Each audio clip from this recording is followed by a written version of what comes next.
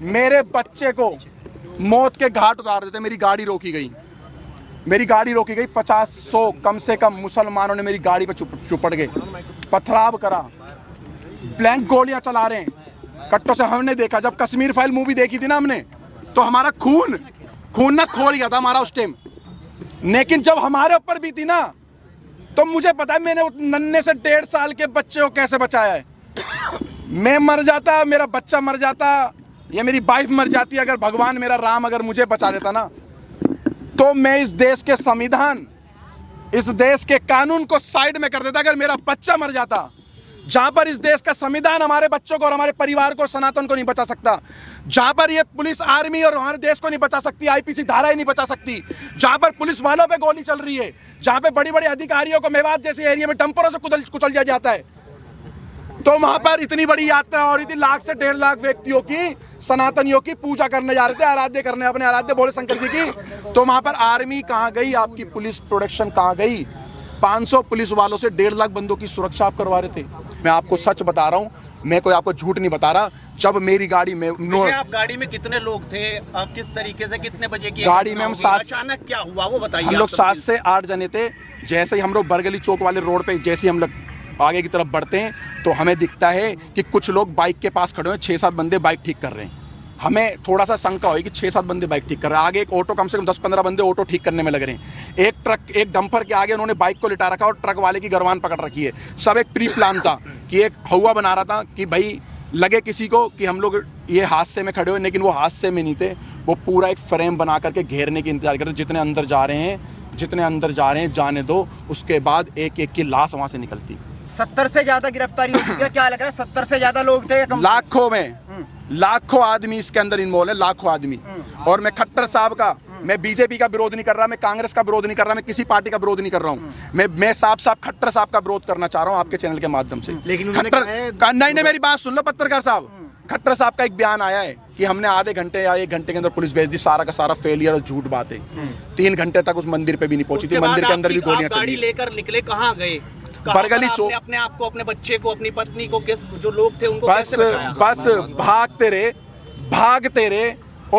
रहे। जहां पर हिम्मत टूटी वहां पेट्रोल पंप दिखा, पेट्रोल पंप में गाड़ी घुसेड़ दी। मैं उन अंकल जी का एहसान जिंदगी भर नहीं भूलूंगा, मेरे को और मेरे परिवार को, और उन्होंने मेरे पीछे बैठे हुए व्यक्ति को, जो किसी के बच्चे थे, किसी माँ के लाल थे, उनकी माँ की आंखों की टकटकियाँ लगी हुई थी, मैं बात में मेरे बच्चे गए और वहाँ पर हमला हो रहा है। उन अंकल का धन्यवाद करना चाहूँगा। अंकल ने बोला डरो मत, गाड़ी यहाँ लगाओ, किसी माई के लाल में दम नहीं है जो इस पेट्रोल पंप की सीमा पार कर जाए। पेट्रोल पंप पे आए और रेकी कर रहे थे बाइक और कार से पेट्रोल पंप के सामने कि हाँ यहाँ ये लड़ फंसे हुए हैं ये सारे के सारे, और मैंने भगवा, यही कपड़ा चेंज नहीं हुआ मेरा कल से, यही कपड़ा है मेरे पास, यही। इसको देख के टारगेट कर रहे थे कि अगर वो सारे का 200-250 की संख्या में आ जाते तो हमें पेट्रोल पंप पे ही मार देते, तो पेट्रोल पंप पे भी आग लगा देते। गोली भी चली, मेरी गाड़ी पे गोली नहीं चली, मेरी गाड़ी के सामने से बिल्कुल गोली गई, हवा में गोली फायर करी उन्होंने कट्टों से, और ऐसे वेपन उनके हाथ में थे जो दिल्ली पुलिस के भी हाथ में ऐसे हथियार नहीं थे, आर्मी वालों के पास भी नहीं होंगे। मैं कहता दिल्ली पुलिस, हरियाणा पुलिस के हाथ में ऐसे हथियार नहीं थे, इतने बड़े बड़े आतंकवादी हैं ये सारे के सारे। मैं आपको बता देता हूँ शुरुआत कहाँ से हुई है। हम फरीदाबाद से जब निकले हैं अपने वाहन से, इनकी गाड़ी हमारे से आधा घंटा लगभग पीछे थी, आधे से पौन घंटा, किलोमीटर के हिसाब से नहीं बता सकता, मगर जिस समय हम लोग वहां से जा रहे थे, रास्ते में हमारी गाड़ी के पीछे 2-3 बाइक वाले लगातार चल रहे थे, जो फरीदाबाद से नूह और मेवात तक थे। हमें शक तो हो रहा था कि शायद हमारा पीछा करा जा रहा है, हमारी रेकी हो रही है। हमारी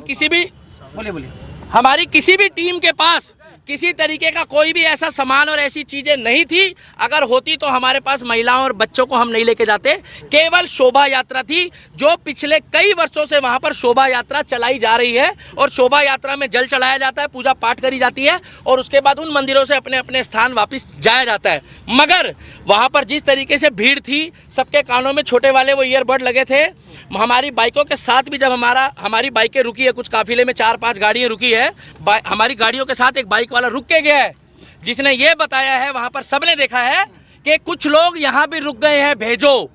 जब हमारे को बोला गया कि ना तो आप यहाँ से निकल जाओ, पीछे पत्थरबाजी हो चुकी है, और मेरे पास एक वीडियो भी है जब हम लोग वहां से निकले हैं, मैं अभी वो क्लिप नहीं दिखा पा रहा मोबाइल में, उस वीडियो में उस व्यक्ति ने साफ बताया कि सर यहाँ से आप चले जाओ, वहां पर प्लान बन चुका है कि कुछ लोग आगे फंसे हुए हैं, वो आ रहे हैं, और वो व्यक्ति ने खुल के बताया, मगर मेरी बाइक का नंबर मत दिखाओ। दूसरी बात यह है, हमारे आसपास से पत्थरबाजी हुई है, वहां पर बुजुर्गों ने चलाए हैं, महिलाओं ने चलाए हैं, सबसे बड़ी बात यह है कि ये बच्चों को पहले टारगेट करते हैं, छोटे बच्चों को आगे लाते हैं जिससे उनकी जमानत हो जाए, उनको जज के आगे पेश करके ये दिखाया जाए कि ये एक बच्चा है, ये बालक है, ये भावनाओं में आकर अपनी सुरक्षा में फेंकना शुरू कर चुका है।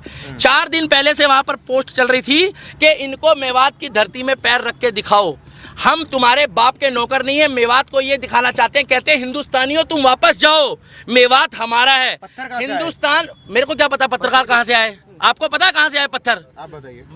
मुझे क्या पता कहाँ से आए, कैसे पत्र, इसी पत्रकारिता के चक्कर में जो है ना मजाक बनाए हुए। एक मिनट रुक जाओ भाई साहब, इसी पत्रकारिता के चक्कर में पत्थर उनकी छत पे थे तो मुझे क्या पता किसका लेंटर तोड़ के लेकर आए वो।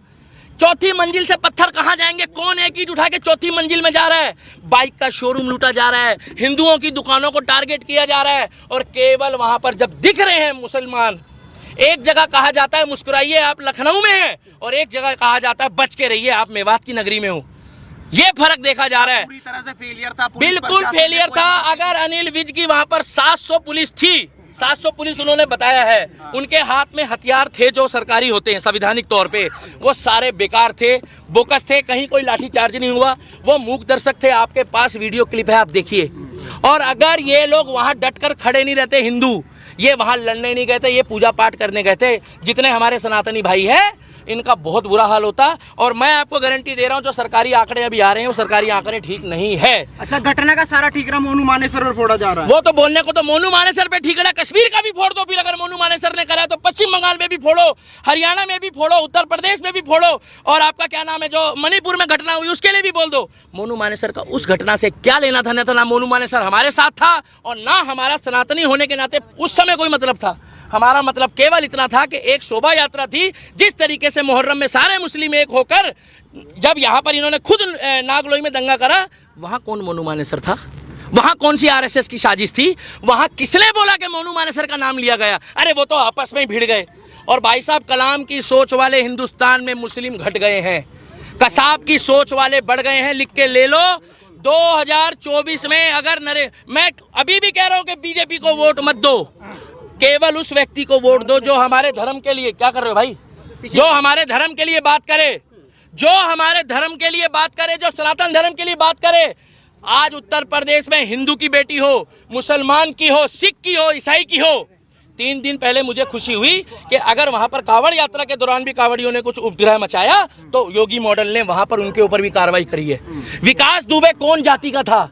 वो एक धर्म सनातनी था, हम लोगों ने कोई विरोध नहीं करा। मगर दुनिया जानती है, जब अतीक अहमद मारा गया, अतीक अहमद के साथ जो कांड हुआ, हमें नहीं मालूम किसने करा, तब इन्होंने क्या बोला कि वो शहीद हो गया।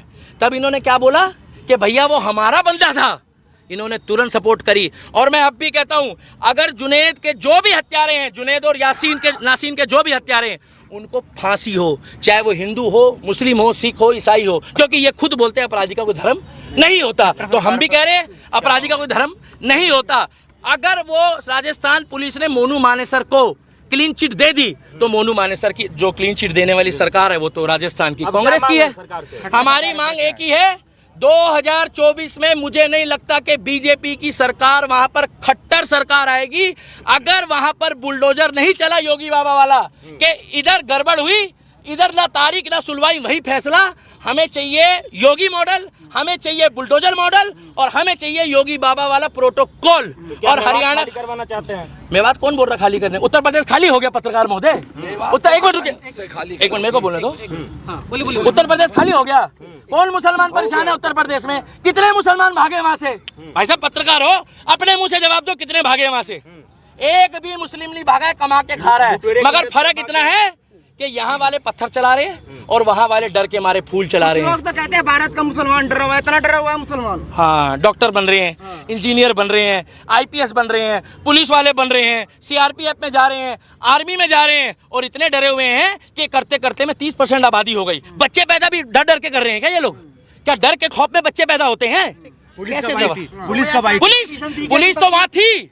अरे कैसी बातें कर रहे हो? पुलिस तो हमारे सामने थी। हाँ। ये पूछो कि और बल कब आया है? कब आया? और बल जब आया है जब वो वहां पर पूरा माहौल खराब हो चुका था। हाँ। जब वहां पर लोग मारे गए, वहां पर, एक मिनट लास्ट बात बोलना चाहूंगा, 2024 में हरियाणा वालों हाथ जोड़कर सुन लो, सभी एडिटर को कह रहा हूं, डॉक्टर, इंजीनियर, प्रोफेसर, आईओ, जज साहब जो मेवात में हुआ है वो मेवात फाइल बनने की तैयारी कर दी थी इन लोगों ने, उसमें कुछ छोटी मोटी खामियां रह गई।